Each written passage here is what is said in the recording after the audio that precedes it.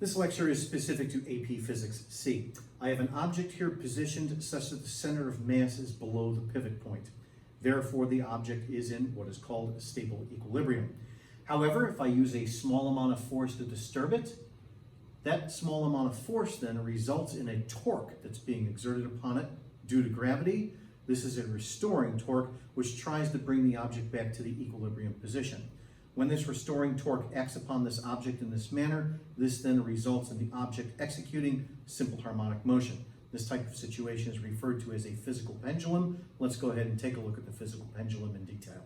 Okay, now I'm going to go ahead and reposition my phone, so bear with me here as I do. Like so. Let me tilt it upwards. There we go. Like so.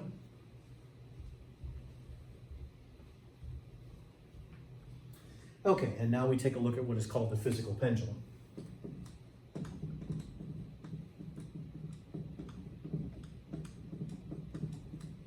Okay, so we have some object, for example, like so. Let's say that right here is the pivot, and then let's just say that right here is the center of mass. And then we have the force of gravity acting upon the object at the center of mass. That is like so. Okay, now the pivot, of course, we're going to treat as an axis of rotation, and we're going to calculate the torques that are exerted upon the object.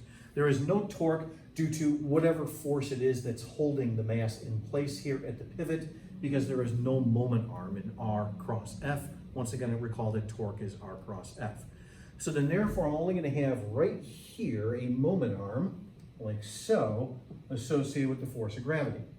So off to the side, here's that moment arm like this, and then right here is mg. Right here is an angle that is made with respect to the vertical direction. Let's call that theta. Think of the angle theta as a positive angle by definition when we displace the object from its equilibrium position.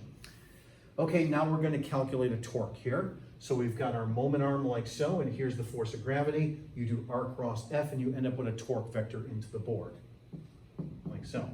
That torque vector into the board, however, tries to restore the object back to its equilibrium position. Opposite of what we're thinking of as a positive number by definition, therefore we make this torque negative. And now here's then what happens when we apply F equals ma in this situation, specifically, of course, in its rotational form.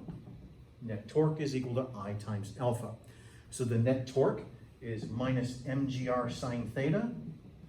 This then equals, on the other side of the expression, I, and it's the rotational inertia I about this point right here, multiplied by angular acceleration, which is the second derivative of angular position with respect to time. And now what we want to do is take a small angle approximation.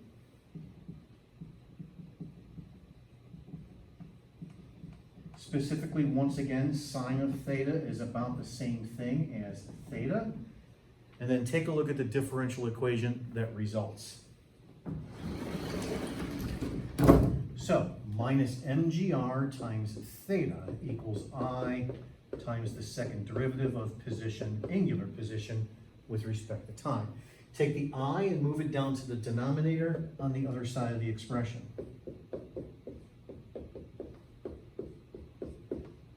And then here's my differential equation. Stuff multiplied by, in this case, angular position equals the second derivative of angular position with respect to time. This, of course, is the differential equation for simple harmonic motion. So a physical pendulum is a simple harmonic oscillator where omega, the angular frequency of the oscillation, is the square root of the constants. That is mgr divided by I, the rotational inertia. Once again, the rotational inertia is about the pivot point on the diagram above. Okay, so let's immediately just take a look at a couple of examples associated with the simple pendulum where we keep this expression here in mind. Or excuse me, the physical pendulum, that is.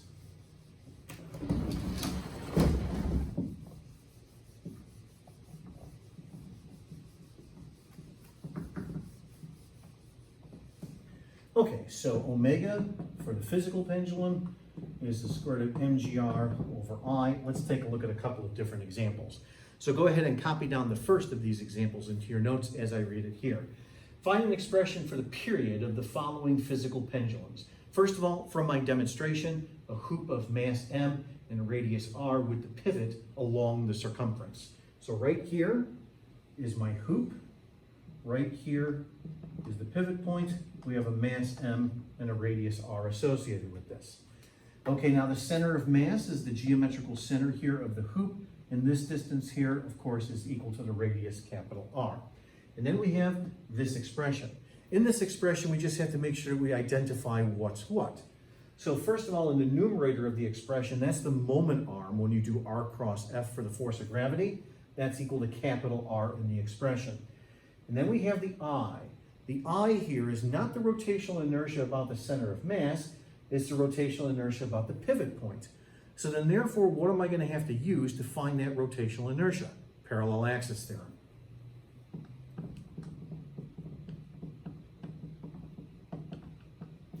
So recall parallel axis theorem. Here's how we saw it back in our large unit on rotations, like so.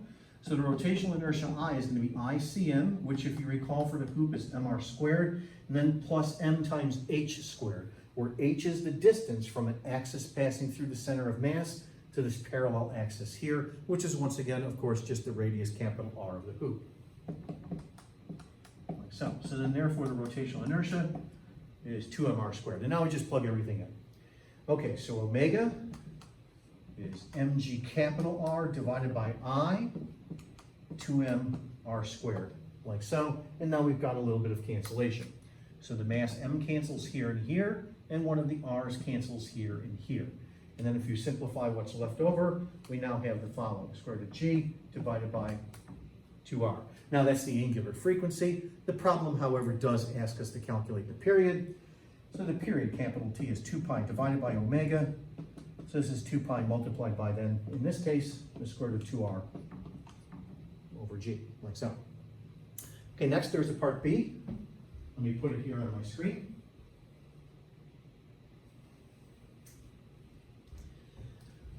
Okay, so now in part B of the problem, it says that we now have a uniform stick that is pivoted through one end. So I'll use my dowel rod here to illustrate.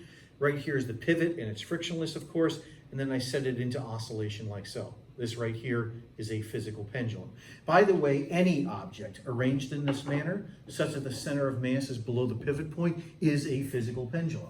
So for example, my scissors, if I do this right here is a physical pendulum. If you dangle your keys and have them oscillate, that's a physical pendulum, and so on. So a physical pendulum is actually any object that is positioned in this manner. Okay, so let's move to the lower part here. Okay, and now for part B, we've just got this stick, like so. So here's the pivot point. The stick has a mass m and a length L. Right here is the center of mass, like so. It's some distance away from the pivot point, which is, of course, just 1/2 the length of the stick. So now omega is equal to the square root of mgr over I. So what is r in the numerator of the expression?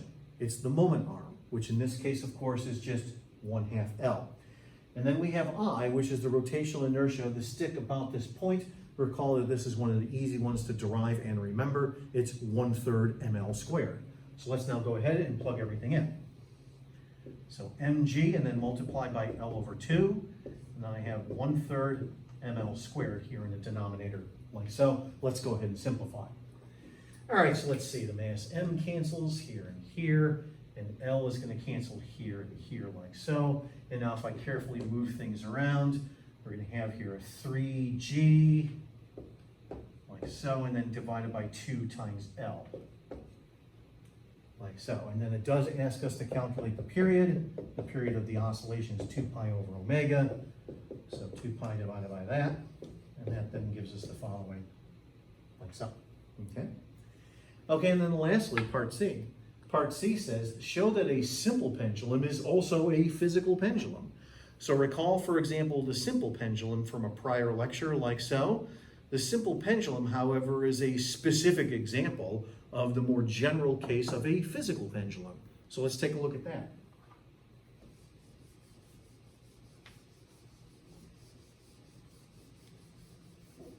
Okay, so here's how we'll visualize part C of the example. Okay, here's our pendulum, like so, which consists of a point particle a distance L away from the pivot. And now watch this. Omega is the square root of mgr over I. Okay, what is the r, the moment arm in this case? Well, keep in mind that the pendulum is a point particle. So the r then therefore, the moment arm, is equal to L.